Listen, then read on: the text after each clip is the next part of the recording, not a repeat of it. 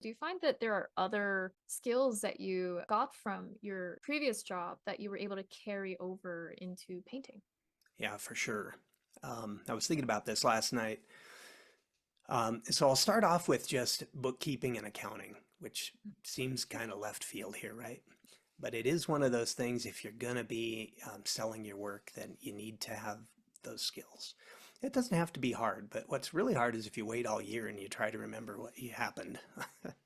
That's crazy. But there's a lot of tax advantages. Everything as an artist, if you're going to paint, all your materials, all your time, your travel expenses are all tax deductible. So if you're going to claim the income and pay taxes on that, you should look for and record and keep track of your deductions as well. But it can be a lot. So, but I do think about that as a business. This is my business here, and I try to keep up with that. I do keep up with it on a daily basis. It's part of my workflow. So, bookkeeping is, what I would say. Accounting scares people away, but it's bookkeeping, recording your mileage, recording your sales, that kind of thing. So that came really natural to me. But so beyond that kind of, mired down in the weeds, bookkeeping stuff, I became comfortable speaking to large audiences, being accountable um, to goals and my communication,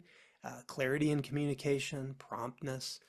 Um, having a product, like we said, that looks good. It looks good from the back. It's got certificate of authenticity. It's got the little things that people care about as a product, right? The frame's clean. It doesn't have little smudges of fingerprints. I can't tell you how many times I go into galleries and you see a frame full of fingerprints and dust, and the artist has just reused that thing over and over again, or somebody has. Um, you know, my business career taught me that those details matter. And another example is if you're in a show, or you're not even going to a gallery, but you're in a show and you've got to ship work. Follow the instructions. Be prompt replying to emails.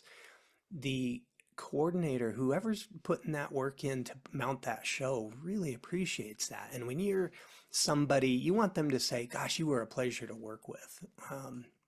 When you can do that, I have so many examples where my name was top of mind with somebody because of a good experience, right? And then when an opportunity came up, my name was in the top of their mind, and so I got another opportunity because they thought of me, So it's those details.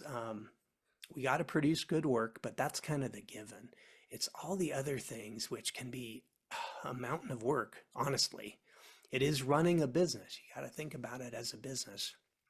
Try to be profitable. Try to build on whatever you're building. So you've got a network, you've got collector base, you've got social media following, all of these things. You're saying yes to opportunities. A lot of times I want to say no to an opportunity. Well, I don't really. There was a movie a few years ago, probably too long ago, but I think it was called Yes Man, and he couldn't say no to something, and it changed his life. That's kind of, the nutshell. I couldn't remember all the details, but um, to a point, you shouldn't just say yes to everything and you're chasing your tail, wasting all your time. But there are a lot of great opportunities that come up, and they might be scary because they push you out of your comfort zone. But you have to say yes because you never know where they're going to lead, who you're going to meet. I meet fascinating people when I travel to these shows or I plein air paint. Sometimes I pinch myself. I think, some of the people I know and have met and the experiences I've gotten to do, I never would have if I weren't like a TV personality or a rock star or something. I think, wow, this is amazing life. So it can be a great life as an artist. Get out there, be uncomfortable, be professional,